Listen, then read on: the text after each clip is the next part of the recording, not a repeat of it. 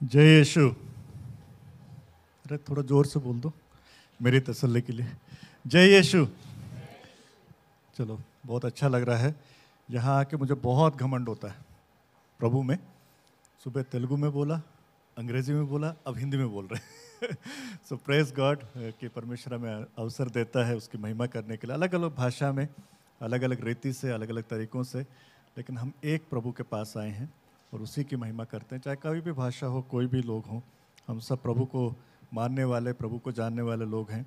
ये हमारे लिए आनंद का विषय है और मैं फिर से खुश हूँ। कुछ जाने पहचाने चेहरे पिछली बार भी मिला था आप लोगों से मिल करके, और परमेश्वर हम सबको अपने वचनों के द्वारा आशीष दे।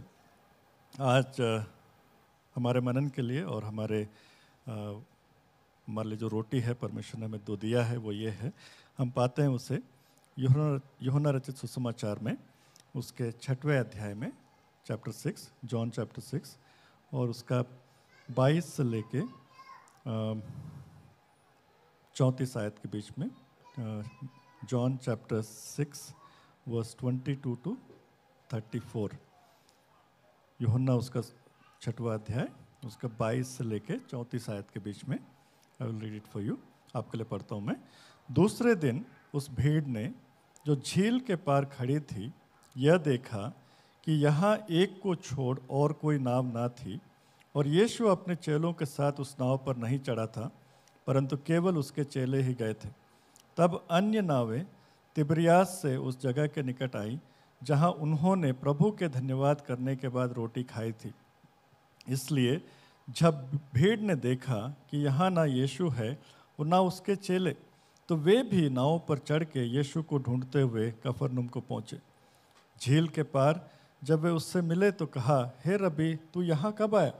यीशु ने उन्हें उत्तर दिया, मैं तुमसे सच सच कहता हूँ, तुम मुझे इसलिए नहीं ढूंढते हो कि तुमने आश्चर्य कर्म देखे, परंतु इसलिए कि तुम रोटियां खाकर तृप्त हुए। नाशवान भोजन के लिए परिश्रम ना करो, परंतु उस भोजन के लिए जो अनंत जीवन तक ठहरता है, जिसे मनुष्य का पुत्र तुम्हें देगा, क्योंकि पिता अर्थात परमेश्वर ने उसी पर छाप लगाई है। उन्होंने उससे कहा, परमेश्वर के कार्य करने के लिए हम क्या करें? यीशु ने उन्हें उत्तर दिया, परमेश्वर का कार्य यह है कि तुम उस पर जिसे उसने भेजा है विश्वास करो। तब उन्होंने उससे कहा, फिर तू कौन सा चिन्ह दिखाता है कि हम उसे देखकर तेरा विश्वास करें? तू कौन सा काम दिखाता है? हमारे बाप दादों ने जंगल में मन्ना खाया, जैसा लिखा है, उसने उन्हें खाने के लिए स्वर्ग से रोटी दी। यीशु ने उनसे कहा, मैं तुमसे सच चाहते हैं, परमेश्वर की महिमा करना चाहते हैं, बहुत अच्छा है, लेकिन परमेश्वर ये देखता है कि उसके पीछे की मंशा क्या है। केवल हम बाहरी तौर पे जो कर रहे हैं वो नहीं, लेकिन परमेश्वर जानता है कि हम उसको ढूंढ क्यों रहे, उसके पास आ क्यों रहे, वो परमेश्वर के लिए महत्वपूर्ण है। अगर मैं गीत गा रहा हूँ, उसकी महिमा कर रहा हूँ, उसमें मंशा क्या है? मैं बाइबल पढ़ रहा हूँ तो उसमें मंशा क्या है? प्रचार सुन रहा हूँ, मंशा क्या है? सेवा भी कर रहा हूँ तो उसमें मेरे मंशा क्या है? मोटिव क्या है? It is not just outside. बाहरी तौर पर जो होता है वो धर्म होता है, रिलीजन होता है।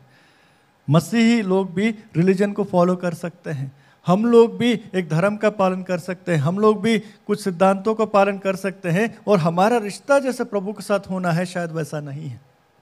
लेकिन यीशु मसीह हमारे रिश्ते पे ज़्यादा ध्यान देता है। हमारे उस ढूंढने में भी, हमारे परिश्रम में भी वो बोलेगा कि तू कर क्यों रहा है। और आमतौर पे सच्चाई यही है। हमारे प्रार्थना का जीवन में भी, हमारा प्रार्थना पता है कैसा है? रोटी कपड़ा मकान, हो सके 2-4 दुकान, यही है प्रार्थना। अलग अलग शब्द इस्तेमाल करते होंगे, लेकिन है वही। घुमा फिरा के मुल्ला की दौड़ मस्जिद तक, क्रिश्चियन की दौड़ वहीं तक, प्रार्थना में वही। पुराना एक गाना है अदनान सामी का, सुना आपने? ऐसे वैसों को दिया है, कैसे कैसों को दिया, थोड़ी सी लिफ्ट करा दे। ज्यादातर हम लोग का प्रार्थना वही है। बस जीवन की बात है, यहाँ की बात है, नौकरी ठीक हो जाए, छोकरी ठीक हो जाए। फिर क्या यीशु मसीह इसी के लिए आया? वो तो करता ही है, वो तो करेगा, गलत नहीं है मांगना, लेकिन क्या उसी के लिए हम यीशु के पास आते हैं, या कभी हम यीशु के पास यीशु के लिए आते हैं? Do we come to Jesus for Jesus? यीशु मसीह बोल रहा है, तुम ना इसके लिए आ रहे हो मेरे पास, तुम मुझे नहीं ढूंढ रहे हो, फ्री का रोटी मिल गया ना, इसलिए आ रहे तुम मेरे पास। मुझे याद आता है जब मैं कॉलेज में था, तो प्रभु को तो नहीं जानता था उस समय, तो मैं घर पे जब भी फ़ोन करता था, लैंडलाइन था उस दिनों में, मोबाइल नहीं था, घर पे फ़ोन करते पापा फ़ोन उठाते थे, पता क्या बोलते, हेलो नहीं बोलते थे, भेज दिया तेरा मनी ऑर्डर कर आ जाएगा। उनको मालूम है कि मैं फ़ोन उसी वक्त करूँगा जब पैसा ख़त्म है। मैं कभी नहीं करता था फ़ोन। जैसे ही फ़ोन किया, हेलो पापा, अरे भेज दिया, 2 दिन में तेरे को पहुँच जाएगा। ये नहीं कि तू कैसा है वैसे, उनको भी मालूम मैं वो सब बात करूँगा ही नहीं। इतना मतलबी था मैं। जब हम परमेश्वर के पास आते हैं, परमेश्वर बोलता बेटा दे दिए यार नौकरी, चल प्रमोशन दे दिया। लेकिन क्या प्रभु प्रसन्न है? क्या प्रभु खुश है इन लोगों के ढूंढने से, इन लोगों के परिश्रम से? प्रभु बोलता है तुम, मुझे मालूम है कि तुम क्यों आए हो, तुम सांसारिक चीज़ों के लिए आए हो, सांसारिक बातों के लिए आए हो। तुम ऐसे चीज़ों को मत ढूंढो जो नाशवान है। आगे वो लिखता है, वो कहता है, नाशवान भोजन के लिए परिश्रम ना करो, परंतु उस भोजन के लिए जो अनंत जीवन तक ठहरता है, जिसे मनुष्य का पुत्र तुम्हें देगा, अर्थात पिता, क्योंकि पिता अर्थात परमेश्वर ने उसी पर छाप लगाई है। तो मसीह के पास उस कामों के लिए आइए जो उसके लिए है। परमेश्वर के पास सांसारिक चीज़ों के लिए मत आइए। सांसारिकता के लिए यीशु मसीह नहीं है। मत्ती 6:33 क्या बोलते, हम लोग गीत भी गाते हैं ना, परंतु पहले उसके राज्य की और उसके धार्मिकता की। हिंदी बाइबल में कहीं कहीं धर्म लिखा है, धर्म नहीं है, धार्मिकता होना चाहिए, राइचियसनेस। धार्मिकता की खोज करो, वही सारी चीजें तुम्हें दे दी जाएंगी। क्या पहनेंगे, क्या खाएंगे, इसकी चिंता मत करो। परमेश्वर हमारी देखभाल करता है। जब हम उसे नहीं जानते थे तब भी वो हमारी देखभाल करता है। लोग परमेश्वर को नहीं जानते, परमेश्वर उनसे भी प्यार करता है। परमेश्वर पक्षपात नहीं करता है। तो हम जब उसके संतान हैं, जब हम उसके बच्चे हैं, तो क्यों नहीं करेगा, और ज़्यादा करेगा। तो हमारे लिए क्या ज़रूरी है कि हम प्रभु के पास क्यों आ रहे हैं, ये जांचना है। केवल अगर हम सौदा करने के लिए आते हैं, केवल अपने शॉपिंग लिस्ट देने के लिए आते हैं, तो गड़बड़ है। प्रभु फिर भी आशीष देता है। मैं ये नहीं बोलो प्रभु उनको भगा दिया, प्रभु ने इनको ये नहीं बोला भागो यहाँ से, ये नहीं किया। प्रभु प्यार करता है, लेकिन प्रभु प्रसन्न नहीं होता है। तो इसलिए बहुत ज़रूरी है हम लोग को एक दूसरे को मतलब उत्साहित करना कि मैं प्रभु की आराधना क्यों करता हूँ, प्रभु का वचन क्यों पढ़ता हूँ, प्रभु की उपस्थिति में क्यों आता हूँ। क्या मैं प्रभु के लिए आता हूँ या अपने लिए कुछ फ़ायदे के लिए आता हूँ? क्योंकि उसके पास केवल इस जीवन की नहीं, अनंत जीवन की बातें छुपी हैं। मतलब वो बेहतर चीज़ें और रखा है। उन चीज़ों को मांगो ना जो वो हमारे अनंत जीवन के लिए ज़रूरी है, जो हमेशा की ज़िंदगी के लिए ज़रूरी है। कभी कभी हम परमेश्वर को छोटा कर देते हैं छोटी मांगे रखकर। मतलब कोई बड़ा आदमी हमारे सामने खड़ा है, मान लीजिए अंबानी साहब, अदानी साहब हमारे सामने खड़े, बोल बेटा क्या चाहिए, क्या बोलोगे? पेन दो बोलोगे रेनल्ड्स का? बोलो भैया कम से कम एक स्टोर तो दे दो रिलायंस का। क्योंकि जिससे हम मांग रहे हैं उसी स्तर पे मांगेंगे, क्योंकि उसका स्तर वो है। लेकिन जब परमेश्वर से मांगते हैं, छोटी चीजें मांगते हैं, परमेश्वर को छोटा करता है। तो मांगना है बड़ी चीजें मांगो। बड़ी चीजें क्या हैं? जो कभी नहीं खत्म। यीशु मसीह बोल रहा है नाशवान चीजें मत मांगो। रोटी कपड़ा ये सब खत्म हो जाएगा। मैंने शायद पिछली बार भी यहाँ पे शेयर किया था, कुछ साल पहले जब नेपाल में भूकंप आया, प्रेम भाई 2016 में ना, 50 सेकंड धरती हिला। मालूम है, मैं उस दिन हैदराबाद में था, मैं वहाँ नहीं था, बिहार में नहीं था, नेपाल बॉर्डर पे नहीं था, लेकिन 50 सेकंड में पता जिंदगियां बदल गई। शनिवार का दिन था, वहाँ छुट्टी होता है शनिवार को। माँ बाप दादा दादी सब घर पे थे, छोटे बच्चे बाहर पार्क में खेल रहे थे। काठमांडू की बात बता रहा हूँ। 50 सेकंड धरती हिला और घर के घर पूरे तबाह हो गए, सब लोग मर गए। वो करोड़पति के बच्चे, जो लखपति के बच्चे, बिजनेसमैन के बच्चे जो सड़क पे खेल रहे थे, पार्क में खेल रहे थे, अनाथ हो गए 50 सेकंड में। टेंट्स में रह रहे थे वो लोग, सब पूरा परिवार खत्म, सारा चीज खत्म, छोटे छोटे बच्चे। उनका देखभाल कुछ एनजीओस कर रहे थे। 50 सेकंड में घर चला गया, पैसा चला जाएगा, घर चला जाएगा, नौकरियां चली जाएंगी, सब कुछ जो नाशवान है उनके लिए मत ढूंढो। परमेश्वर के पास उन अनंत जीवन की बातों को ढूंढो जो प्रभु आप मुझे दे सकते हो और केवल आप ही दे सकते हो, संसार मुझे नहीं दे सकता, मुझे वो चीज दीजिए। नौकरी तो कोई भी दे सकता है, घर तो कोई भी बना सकता है, जमीन तो कोई भी खरीद सकता है। क्या केवल हम ही लोग क्रिश्चियन लोग खरीदते हैं क्या? केवल हम ही लोग बनाते हैं क्या? सब बनाते, कोई बड़ी बात नहीं है। तो जब हम प्रभु को ढूंढते हुए प्रभु के पास आते हैं तो उसके अनुसार, उसके योग्यता के अनुसार, उसकी महानता के अनुसार मांगो। हमारा मांगना प्रभु की महानता को दर्शाना चाहिए, उसके योग्य होकर के मांगना। हाँ, ये आपके स्तर की बात मैं कर रहा हूं। यीशु कह रहा है नाशवान चीजों के लिए नहीं। फिर वो पूछते हैं परमेश्वर के कार्य करने के लिए हम क्या करें? 28 आयत 29 आयत कहता है, यीशु मसीह उनसे जवाब देते हैं परमेश्वर का कार्य यह है कि तुम उस पर जिसे उसने भेजा है विश्वास करो। पहला चीज यह है कि हम उस पर विश्वास करते हैं। पहला चीज यह है कि हम पूर्ण रीति से अपने आप को परमेश्वर के हाथों में कहते हैं प्रभु केवल तू है और कोई नहीं है। यीशु मसीह पर विश्वास करने का मतलब और किसी और चीज पे विश्वास नहीं करना। विश्वास तो हम ये बोल सकते हैं ना कि हम विश्वास करते हैं, लेकिन क्या विश्वास करते हैं बोलने से वो प्रकट हो जाता है? प्रकट तब होता है जब हम किसी और चीज पर विश्वास नहीं करते। यीशु पर विश्वास करने का मतलब केवल यीशु पर विश्वास करना और किसी चीज पर नहीं, किसी व्यक्ति पर नहीं, अपने धन दौलत पे नहीं, अपने नौकरी पे नहीं, अपने समाज में जो स्थान है उससे नहीं। मैं केवल आप पर विश्वास करता हूं, मैं केवल आप पर भरोसा करता हूं। क्योंकि विश्वास बहुत लोग करते हैं। अगर हम देखते हैं याकूब की पत्री में अगर हम पढ़ेंगे विश्वास के संबंध में, याकूब की पत्री उसका दूसरा अध्याय, याकूब की पत्री उसका दूसरा अध्याय, वो वहां पर बताता है 14 आयत से आगे, दूसरा अध्याय 14 आयत से आगे, जेम्स चैप्टर 2 वर्स 14 ऑनवर्ड्स, हे मेरे भाइयों यदि कोई कहे कि मुझे विश्वास है पर वह कर्म ना करता हो तो इससे क्या लाभ? क्या ऐसा विश्वास कभी उसका उद्धार कर सकता है?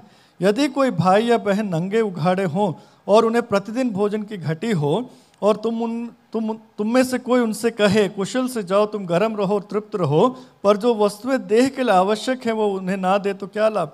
वैसे ही विश्वास भी यदि कर्म सहित ना हो तो अपने स्वभाव में मरा हुआ है।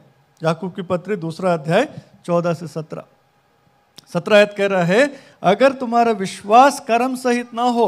अगेन यहाँ पे लोग कंफ्यूज होते हैं कि गरीबों की सेवा करना वो कर्म, एग्जाम्पल दे रहा है। यहां पर क्या बोलो? विश्वास कार्यान्वित होना। फेथ एंड वर्क्स का मतलब ये नहीं कि फेथ में काम करना है, उससे हमारा उद्धार नहीं है। उद्धार तो परमेश्वर का अनुग्रह से मिलता है, हमारे विश्वास से मिलता है।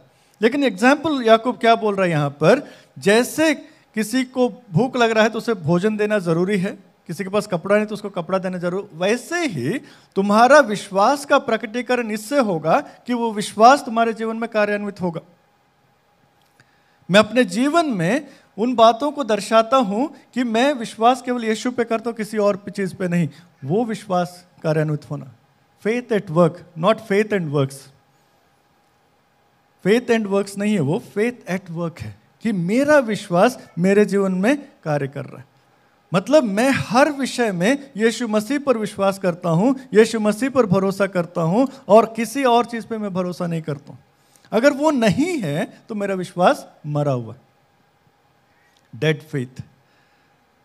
दूसरा विश्वास, एक और तरीके का विश्वास, 18 आयत से आगे, सेम याकूब 2:18 से आगे, वरन कोई कह सकता है तुझे विश्वास है और मैं कर्म करता हूं, तू अपना विश्वास मुझे कर्म बिना तो दिखा और मैं अपना विश्वास अपने कर्मों के द्वारा तुझे दिखाऊंगा। तुझे विश्वास है, ये ध्यान दीजिए, 19 आयत कहता है तुझे विश्वास है कि एक ही परमेश्वर है, तू अच्छा करता है। दुष्ट आत्मा भी विश्वास रखते और थरथराते हैं। पर हे निकम्मे मनुष्य, क्या तू यह भी नहीं जानता कि कर्म बिना विश्वास व्यर्थ है? कुछ लोग ऐसे होते हैं कि सारा बाइबल पता है, उधर से इधर से सब जगह बता देंगे, लेकिन जीवन में कुछ नहीं, विश्वास के अनुसार कार्य नहीं। कुछ लोग कुछ नहीं कर रहे हैं। पहला ग्रुप क्या है? डेड फेथ, उनके जीवन में विश्वास दिखता ही नहीं है। पहला ग्रुप डेड फेथ, दूसरा ग्रुप है जो विश्वास की बातें करता है, घोषणा करता है, हाँ यीशु ही परमेश्वर है, यीशु परमेश्वर का पुत्र है, यीशु ये है, वो सब बोलेगा, लेकिन अपने जीवन में कुछ नहीं होगा, लागू नहीं करेगा। प्रचार करेगा, प्रचार सुनेगा, बड़ी बड़ी बातें करेगा, लेकिन वो उसके जीवन में नहीं दिखेगा। उनको क्या बोलते हैं, यहाँ पे याकूब लिखता है, ऐसा विश्वास तो कौन करता है?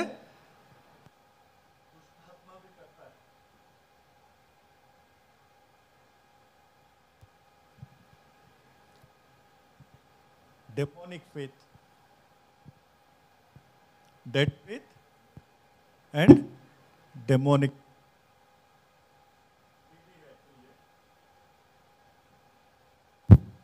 Battery needs to change.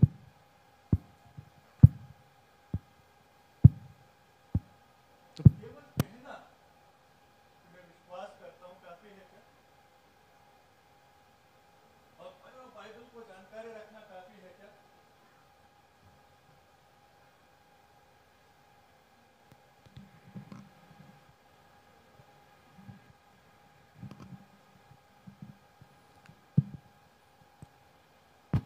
Bible को पूरा मैंने रट भी लिया।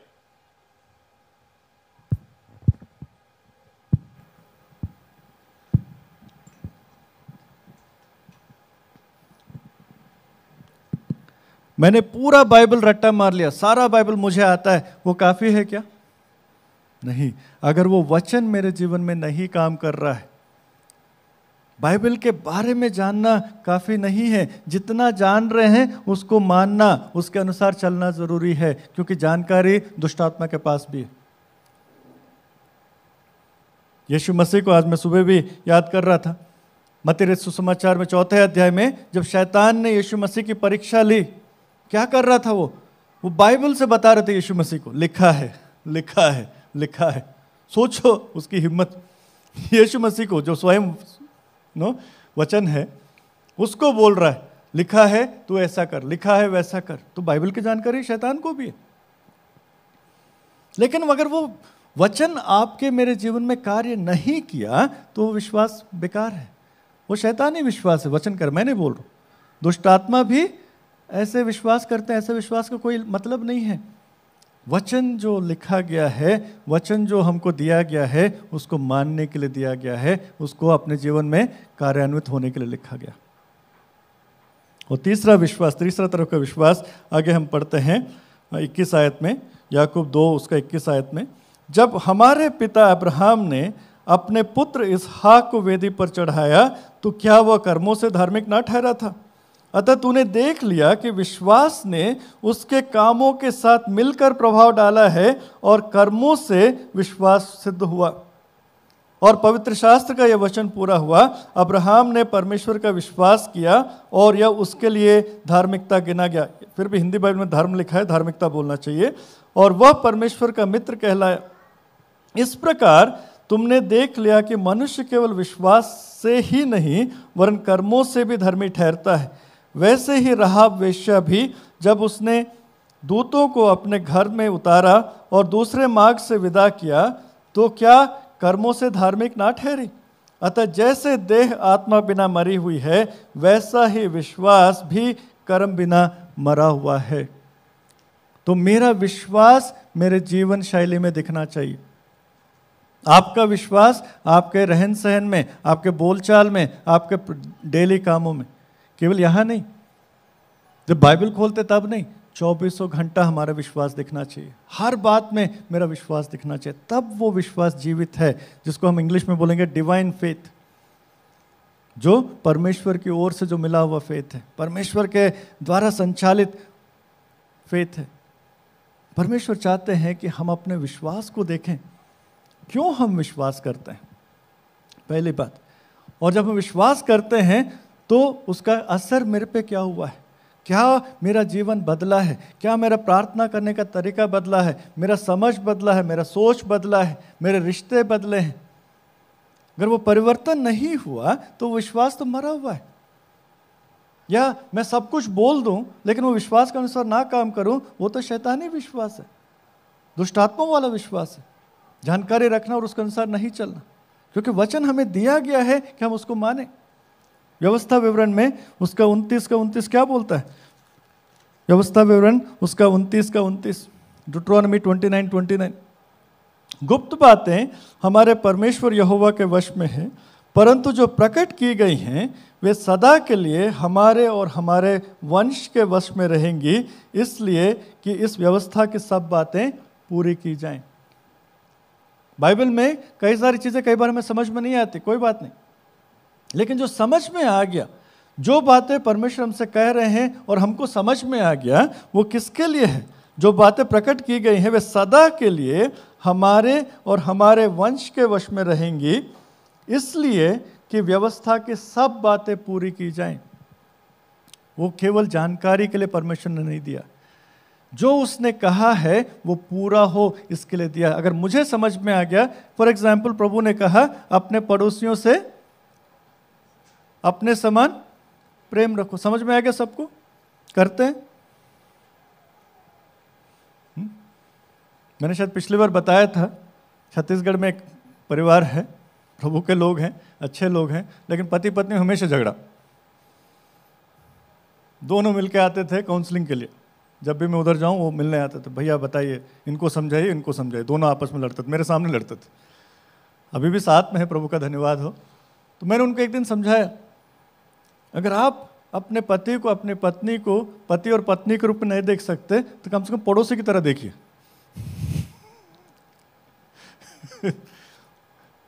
तब भी आपको प्यार करना है और अपने समान प्यार करना है। चलो इससे भी ज्यादा झगड़ा हो गया, दुश्मन के समान देखिए। चलो ये आपकी पत्नी ने आपकी दुश्मन है, ये पति ने आपका दुश्मन है, फिर क्या करना है? दुश्मनों से यीशु मसीह ने बोला है, तो मैंने चलो पति मत मानो, दुश्मन ही मान लो, तब भी तो प्यार करना है। तो हमारे पास चॉइस नहीं है।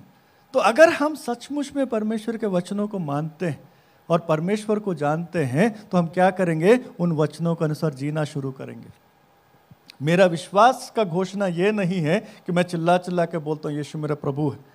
मेरे विश्वास की घोषणा ये है कि मेरे जीवन में लोगों को दिखता है कि यीशु मेरा प्रभु है।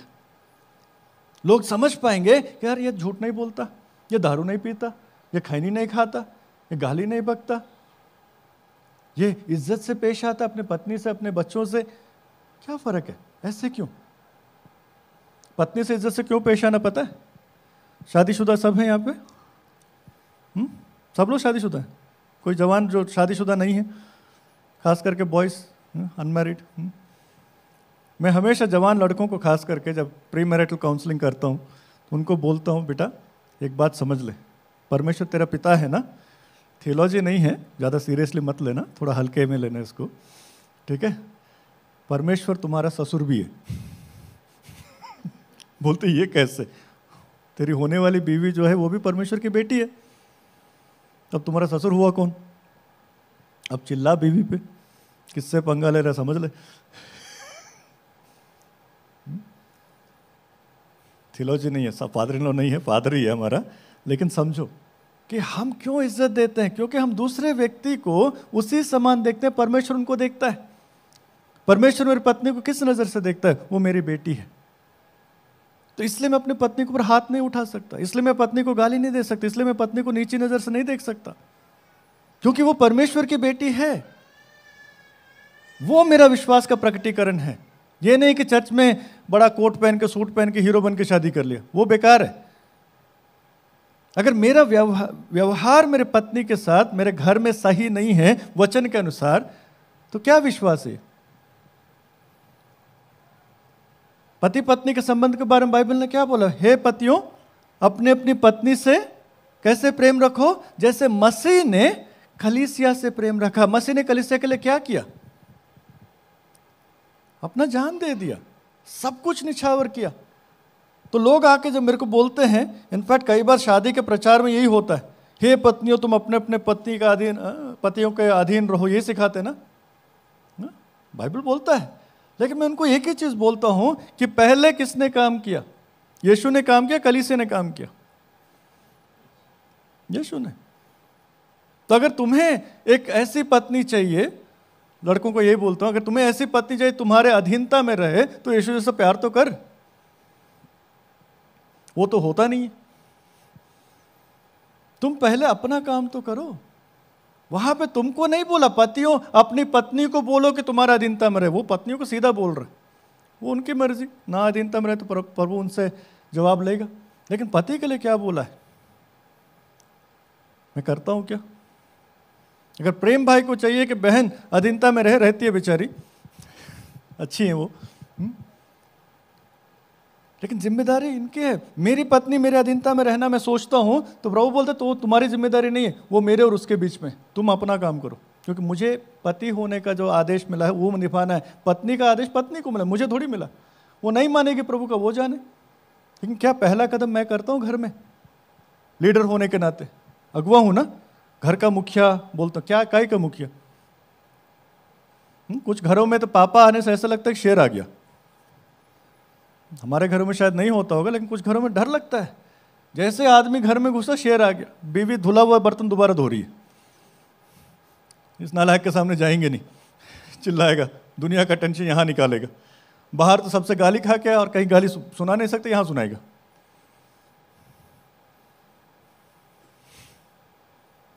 बच्चे भी दुबक के बैठे हैं। वही आदमी बाहर मिलो तो बाप रे बाप, praise the Lord brother, praise the Lord sister, oh my goodness, स्वर्गदूत भी शर्मिंदा हो जाए। बाहर के सब के लिए टाइम है। जैसे पत्नी ने मुंह खोला, चुप रहो यार, आते दिमाग खराब करती हो, और चाहते हो कि वो क्या करे, अधीनता में रहे। कहां से होगा भाई, तुम अपना काम तो नहीं किए, तुम अपना काम भी तो करो। दो पहिया है, तुम्हारा जाम हो गया तो वो कहां से चलेगा, तुम अपना काम तो करो। वो तो हम करते नहीं। एफिसी उसका 5वें अध्याय में, एफिशियंस चैप्टर 5, हे पतियों, 5:25, एफिसी 5:25, हे पतियों अपनी अपनी पत्नी से प्रेम रखो, जैसा मसीह ने भी कलीसिया से प्रेम करके अपने आप को उसके लिए दे दिया, कि उसको वचन के द्वारा जल के स्नान से शुद्ध करके पवित्र बनाए, और उसे एक ऐसी तेजस्वी कलीसिया बनाकर अपने पास खड़ी करे, जिसमें ना कलंक, ना झुर्री, ना कोई ऐसी वस्तु हो, वरन पवित्र और निर्दोष हो। पति की जिम्मेदारी क्या है, पत्नी को बेहतर बनाना। मैं तो कई बार, मैं जब भी शादियों में प्रचार करता हूं, ये बोलता हूं कि पति की जिम्मेदारी है कि मायका जल्दी भूल जाए। उसको गाना गाना चाहिए, मैं मायके नहीं जाऊंगी, तुम देखते रहियो। इतना प्यार करो कि वो भूल जाए मायका, उसको लगे कि मेरा जीवन बेहतर हुआ इस आदमी से शादी करके। लेकिन हम क्या करते हैं, गत बना देते हैं। पहले चर्च में गाना गाते थे हम, वो पीछे बैठ के बच्चों को संभालती है। तुम नहीं संभाल सकते, वो अकेले जिम्मेदार है बच्चों के लिए, तुम भी तो जिम्मेदार हो, संभालो थोड़ी देर। अच्छा लग रहा है लड़के संभाल रहे हैं वहां पे।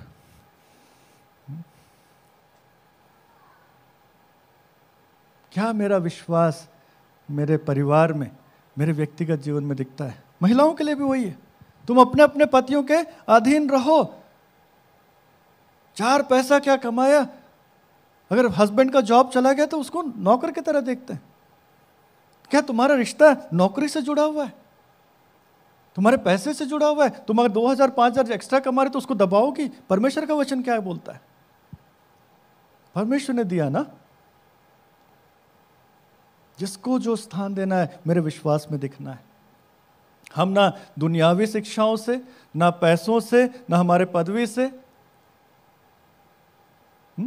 मेरी वाइफ ने पोस्ट ग्रेजुएशन किया शादी के बाद, ठीक है, MBBS के बाद उसने कहा कि मुझे PG करना। मैंने भी बोला हाँ बिल्कुल करना है। कुछ मसीलो मेरे पास आए, अच्छे मसीलो, मिशनरी मसीलो घंटी।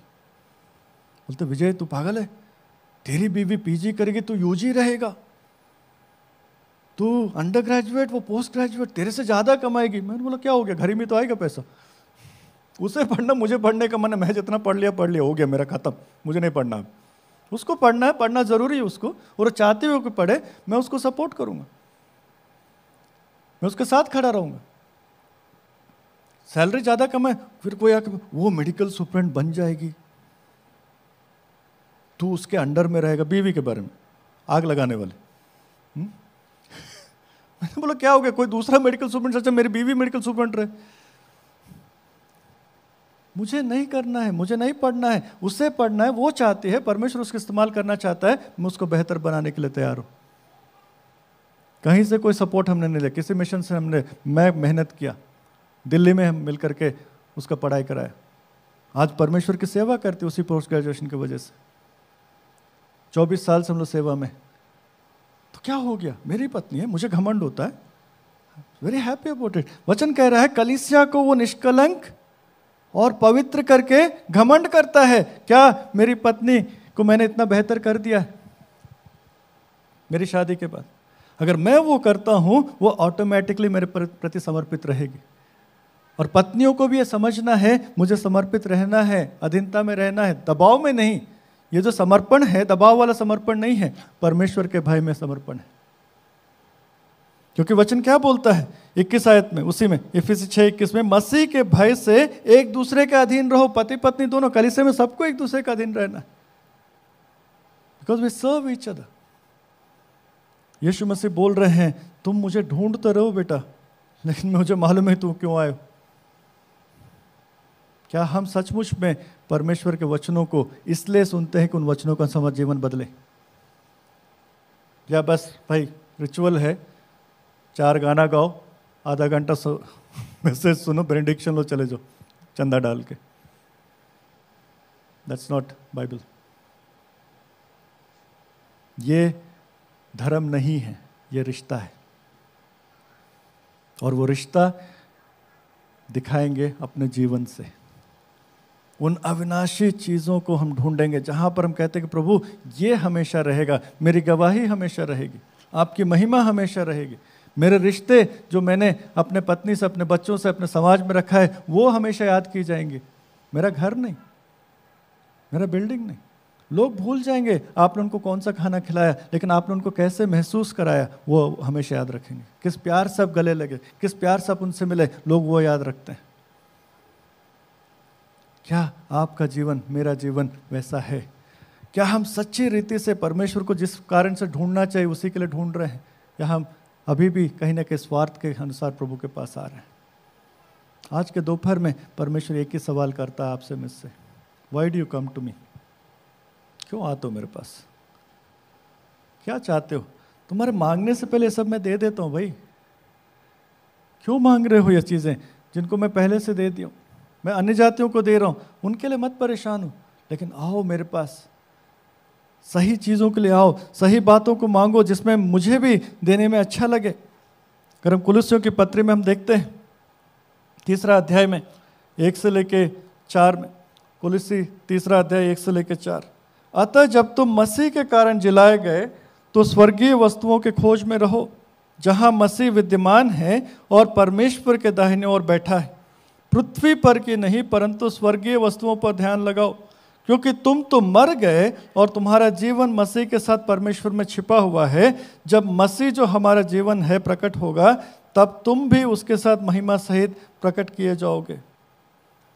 अगर तुम मसीह के साथ जिलाए गए हो, मतलब अगर हमने पुनरुत्थान का आश्वासन पाया है परमेश्वर से, हमारा विश्वास का आश्वासन वही है कि हम परमेश्वर के साथ हमेशा रहेंगे।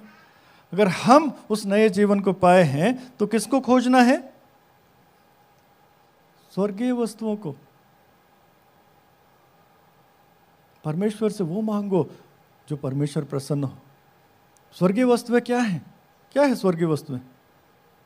आत्माएं जो अभी परमेश्वर को नहीं जानते हैं, जो परमेश्वर से दूर हैं, अंधकार में हैं।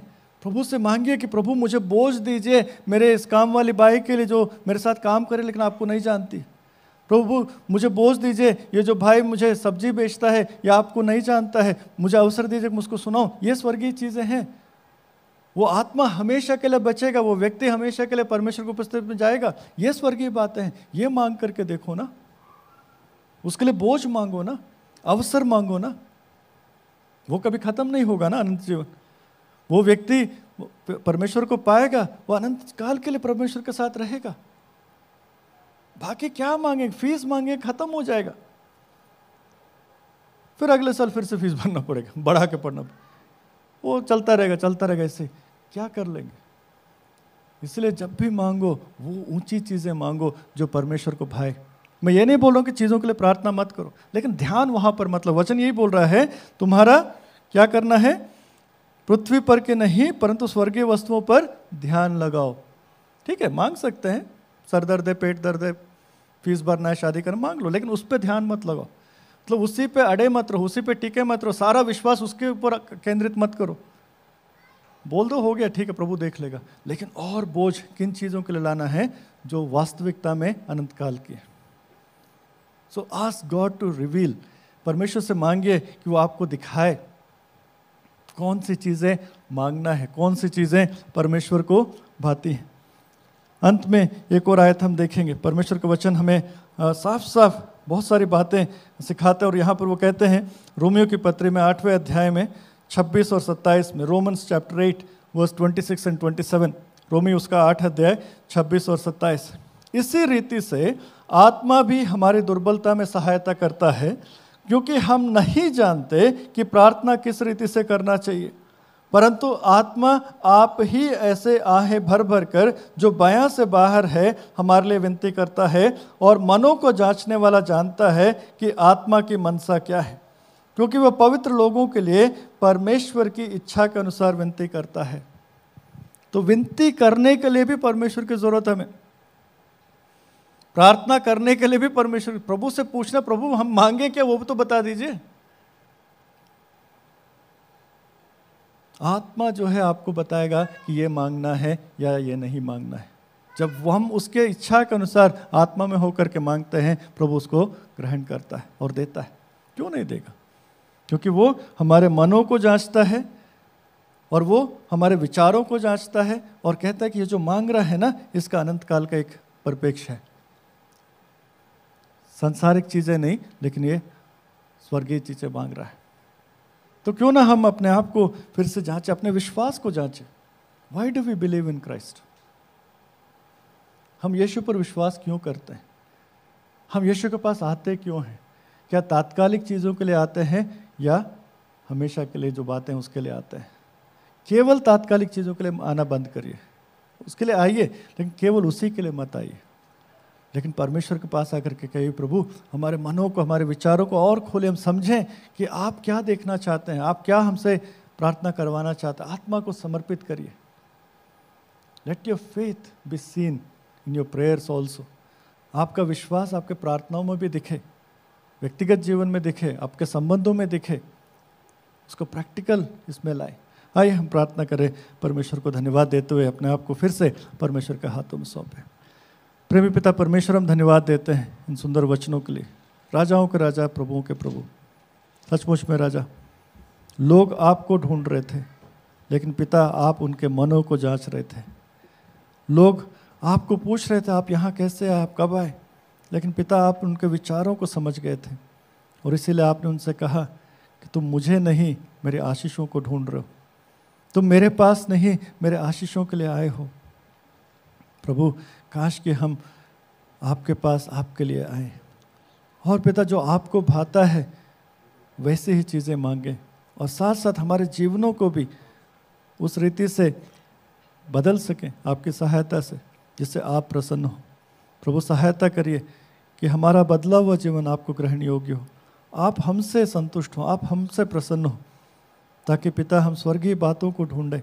हमारे प्रार्थनाओं में, हमारे विचारों में, हमारे जीवन के हर एक पहलू में प्रभु आप दिख सकें। खास करके हमारे परिवारों में पिता आप कार्य करें, हमारे व्यक्तिगत संबंधों में पिता आप कार्य करें, क्योंकि पिता हमारी गवाही सबसे ज़्यादा वहीं पर है। कोई हमें जानता है तो प्रभु आप जानते हैं, उसके बाद हमारा परिवार हमें जानता है। प्रभु सहायता करें कि हमारी पारिवारिक गवाही भी सही हो, ताकि पिता हमारे अपने बच्चे, हमारे पति पत्नी पिता आपको देख सके हमारे जीवनों में। हम केवल बोलने वाले नहीं, लेकिन उसके अनुसार चलने वाले। हमारी सहायता करें। हमें माफ़ कीजिए अगर हम कहीं ना कहीं कमज़ोर थे, कहीं ना कहीं हमने आपके वचनों के अनुसार अपने जीवनों में कार्य नहीं किया, हमें क्षमा कीजिए। हमें फिर से एक अवसर दीजिए कि हम अपने मार्गों को सुधारते हुए अपने विश्वास का प्रकटीकरण हमारे कार्यों के द्वारा कर सकें। जहाँ भी हम काम करते, जहाँ भी हम रहते हैं, घर पे भी चाहे रहते हैं, वहाँ पर भी पिता आपकी महिमा हो सके। हमारा बदला हुआ जीवन आपको प्रभु जी महिमा दिला सके, लोग आपके पास आने वाले हो सके। फिर से पिता आपने हमें यह अवसर दिया कि हम आपके साथ संगति कर सकें, आपकी आराधना कर सकें, आपके वचनों से प्रभु बातों को सीख सकें। इन वचनों को पिता जैसे हमने फिर से सुना है, सुनने वाले नहीं बल्कि उसके अनुसार चलने वाले हों। और पिता हमारा बदला हुआ जीवन लोगों को आपके पास लाए और आपकी महिमा और हो सके। हर एक बात के लिए धन्यवाद देते हुए इस प्रार्थना को यीशु के नाम से मांगते हैं। दया से सुनिए और ग्रहण कीजिए राजा। आमीन। God bless you.